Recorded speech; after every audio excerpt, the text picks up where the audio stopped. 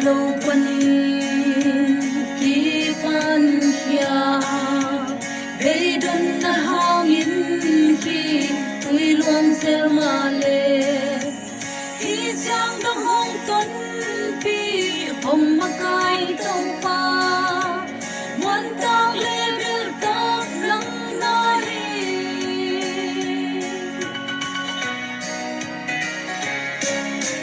Ang malo panin kipan siya Beidon na hangin ti Tuy luang sel male Hi chang dong hong ton pi Hong makai tong pa Muan tang le bil tak lang nahi Kamay lang din Bang malaw non kin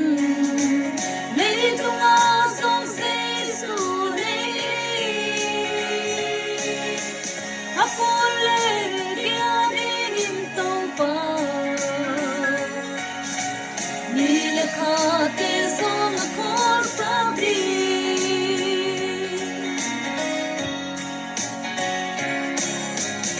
Udal simmo Kingawa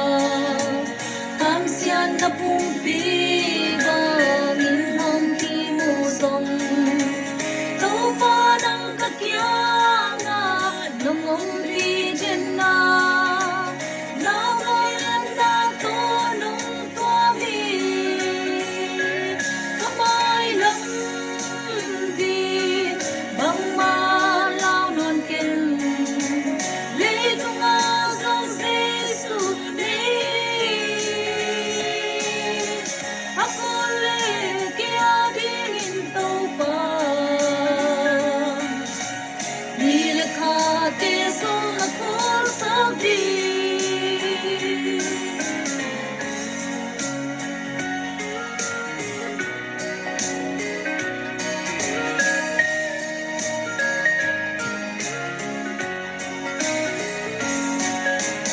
Malay kong kumpi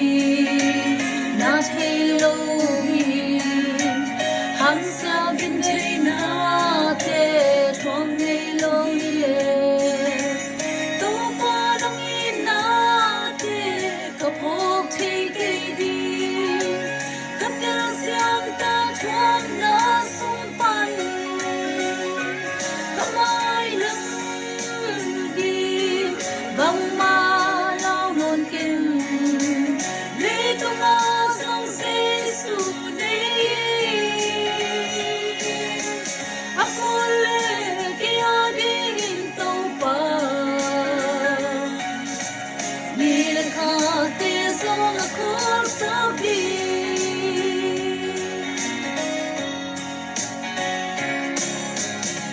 Mahong piyaka Began uilen Bulin kunin kanin Nan walyang tadi